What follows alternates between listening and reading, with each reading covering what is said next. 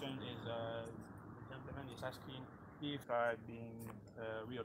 Oh, I haven't really had many issues with the rear traction, and traction mainly comes from tires, not from the motors. So I think that's important to remember.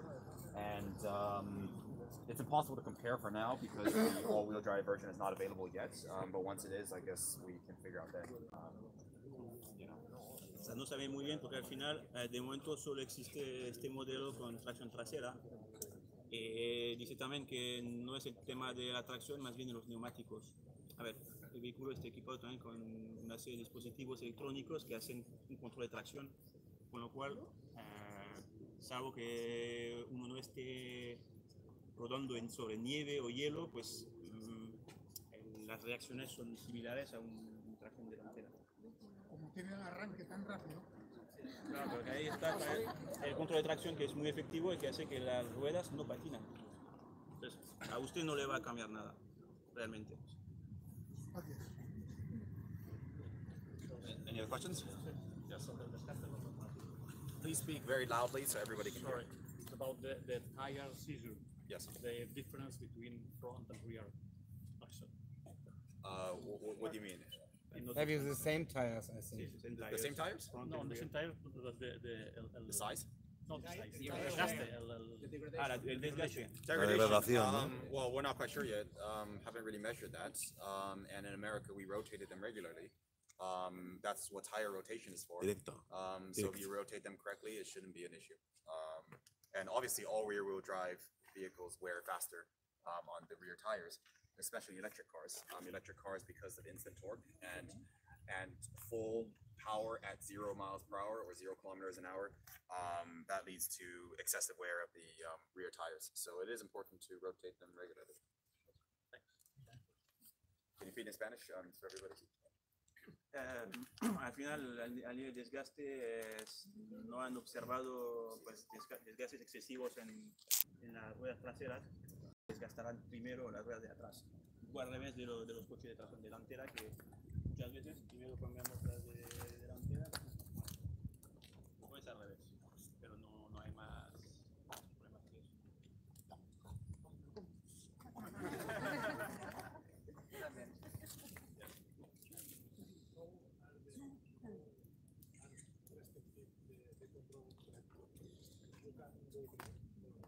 Sorry, you have to speak louder, please, and feel free to speak in Spanish. Is it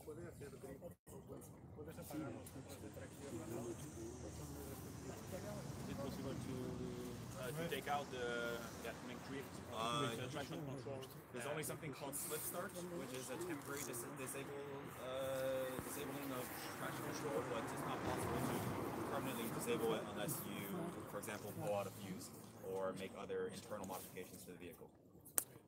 Hay una opción que te permite quitarlo al principio, pero después vuelve a entrar por seguridad.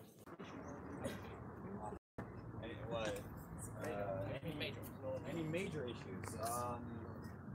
Well, that's subjective. So why don't you define major for me? Leave the car in the maintenance for 3 weeks. For 3 weeks? I don't think any Teslas have any major issues then. Yeah. So, yeah.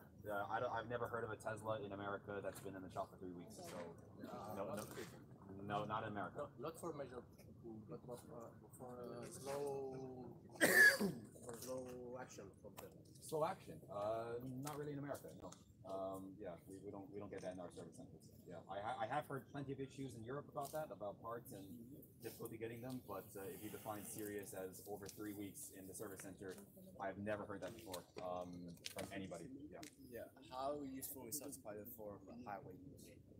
It's useful to the extent that you still have to be paying attention, but it is a good backup if you are tired. If you don't drive highway enough, I don't think Autopilot's worth it. But if your commute involves, for example, highway and stop and go traffic all the time, I would recommend it. Yeah. So you're using it a lot? Yes, we are using it a lot, of course. Yeah. You mind translating the question and the answer? El tema del autopiloto, sí, se usa mucho, ¿no? Sí, lo usan mucho. que sí para este viaje. Claro, está preguntando el señor si se usa mucho la función de autopiloto. Como sabéis, hay una función que permite bueno, dejar el coche conducir por sí solo, más o menos. Y está preguntando si lo usaba mucho en sus desplazamientos. Y dice que sí, que lo ha usado mucho, porque claro. Pero que si se hace poca autopista, pues no, tampoco quizá valga la pena. If you are not driving too much on the highway, yeah, in the city we it's not have so useful to These have cars are a little bit autopilot. restricted. Even if I guess. Una pregunta. ¿Qué sabe el tema la polémica de que si falla una celda, falla todo un bloque de batería? Como si le ha pasado a él, porque hay gente que le está pasando. ¿Me puedes preguntar? Can you repeat the question louder so everybody can hear it? Si puedes repetir las preguntas Sí. más alto para que... A ver, que están pasando que a veces en algún coche, un Tesla Model X o algo, que una celda, lo que es una pila, falla en la carga, se queda como muerta y falla todo un bloque de batería. Y eso supone llamar a la grúa y bueno, y volver a revivir esa batería. Al cabo de mejor de media hora revive y no pasa nada. Si sabe ese problema. He's asking if there is this issue when one cell died inside the entire block, And the and whole that thing makes dies? the whole thing dies. It's something that you... I don't think so. I don't think so. If one cell dies, the whole block dies. Or battery pack is... we used on a low level from the battery the power output. No, that's not what he's asking. He's saying if one battery, cell, one one battery cell. inside dies, does the whole section of that battery die? Un bloque, Of the sí. battery. Un bloque muere. Temporalmente muere. But it's bring the battery a little bit down. Yeah. You can get not complete Yeah, current. one you cannot get Yeah, 75 kilowatts, but a The little bit less. kilowatt hours. The battery monitoring system, I'm pretty sure prevents that. That wouldn't make much sense. You know, and each battery, I think I'm 99% sure it's fail-safe. Because if one cell fails, I don't think the whole car fails. That doesn't make too much sense. And there are thousands of cells, and any one of them can break or perform less Energy. well, for example, one cell could be faulty and it could perform less, but let's say one cell is performing at 20%. That doesn't mean the whole battery will be performing at 20%. So I don't think I don't think the performance of the entire battery in the car is dependent on one cell. You can get problems on the last percent from the battery. When the battery is full, you didn't feel it really. Completely 100%, maybe 99.9%. If some of them are, but definitely it's not going to. Yeah, when you drive under 10%, then it can be the car run out of juice. Okay.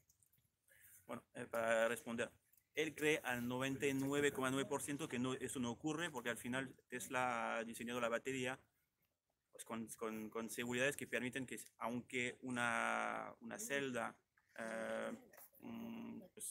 falle o cargue menos energía, eso no hace que todo el bloque de batería pierda, digamos, toda su capacidad. Porque si no, sería muy complicado, pues, a nivel de reparación, a nivel de mantenimiento, pues, en el caso de... Entonces, es muy difícil cambiar una única celda. Entonces, el sistema que están usando en Tesla hace que esto no pasa. But and just the last comment on that.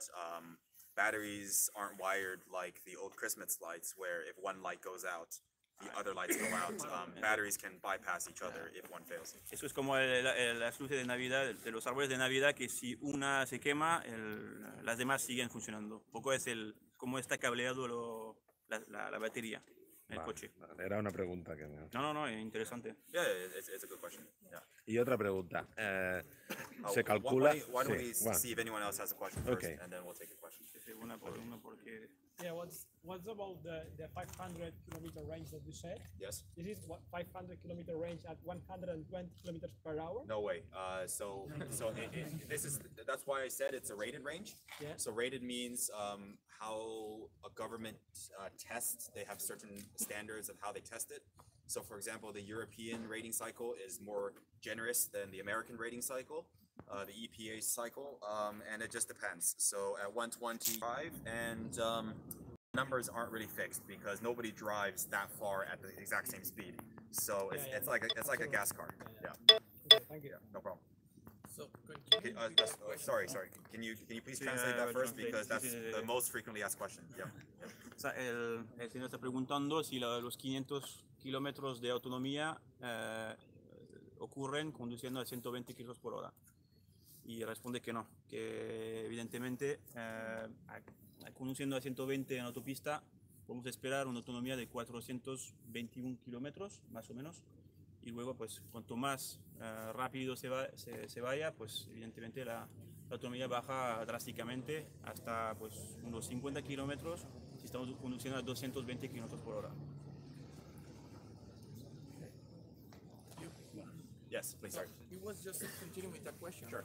What would be your thoughts about the standard range battery? I mean, Standard range? yeah, Okay. standard range. I mean, it is like for random travels, not like every day on your daily commute, like long trips. It's whatever you make it to be. You know, people with standard range batteries could probably do the same road trip as me. It'd be very difficult, but it's possible. If you don't travel very far and you don't think you're going to use 500 kilometers, if you have a charging station at home, if you don't have enough money to buy the long range version, then the short range version will be the standard range would be suitable for you. Most people don't drive 500 kilometers a day, but the reason why they buy the 500 is because they charge once a week somewhere, for example, at their workplace or at a restaurant or something like this, and they can only, you know, they need to store the energy for the rest of the week. But if you have convenient access to energy that's reliable, I'd say standard range would be for you. And if you have supercharging, it would be even better. I mean, Well, unless you have a supercharger in your garage, I mean, no. I'm not.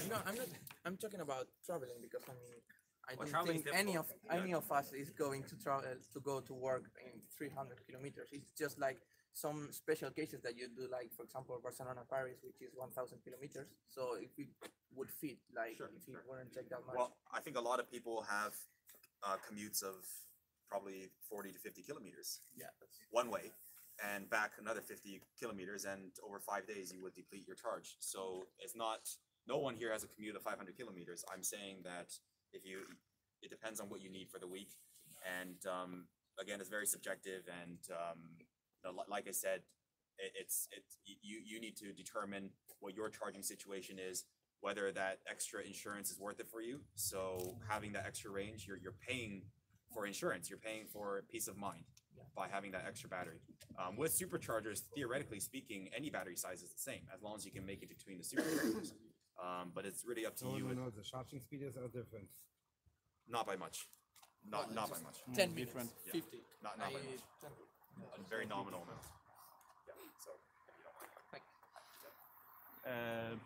Preguntaba acerca de la batería estándar que tiene menos autonomía. ¿Qué le parecía? Si podía pues, cumplir un poco con el día a día de la gente en general. Él dice que bueno, depende un poco de pues, la infraestructura de carga que cada cual tenga en su casa, pero que sí, que en principio la mayoría de la gente pues hace sus 50 kilómetros diariamente, con lo cual pues podría cumplir evidentemente. Luego en distancias más largas, más complicado, según dice, porque claro, lo que importa es la distancia entre cada supercargador, que ahora mismo es la infraestructura que Tesla pone a disposición de los clientes para poder cargar, pero que bueno, al final un poco ese extra de autonomía es el seguro de poder pues un poco más de... So, but people in America have already made the hitch, but again, it involves modifying the car significantly. This car is not factory ready for a hitch, and in order to put on a hitch, you have to cut open the bumper. Not the bumper, I think, but you have to cut open the bottom of the car, right under the bumper, and I think it involves welding. I saw someone do it on Reddit, so I think you can look on Reddit. Yeah, I'm not familiar. I know that I don't think this car is the most suitable for bikes. There's no roof rack, as you can see. It's not really configured for any type of a hitch.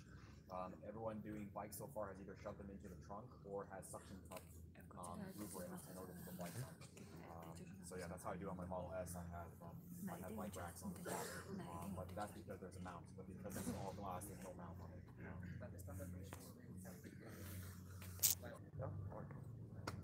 The question is easy and the response is also easy. Okay. Well, I final está preguntando si se puede colocar un soporte para bicicletas, ¿no? Entonces, él dice que de manera estándar no existe, que el coche no está muy adaptado para esto, pero que hay gente que lo ha hecho, inclusive ha llegado a recortar para choque y soldando incluso algunas piezas adicionales para poder la bicicleta, pero que bueno, no está hecho para eso. Y no sabemos si en el futuro habrá alguna opción para colocarlo. Tengo una pregunta sobre el phone.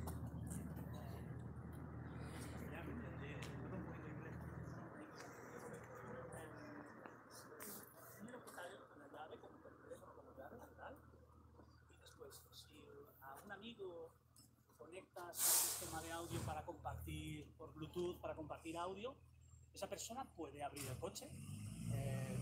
¿Qué tal el sistema de seguridad con el Bluetooth y el teléfono? So he's asking the separability of the Bluetooth system, right? When you share Actually, he's asking a friend how for about you open and lock the Yeah. car with the telephone? There's a separate Bluetooth. There's the Bluetooth system is the Bluetooth system is compartmentalized. So there's one side of Bluetooth for opening and closing the car, and there's one side for telephone calls, for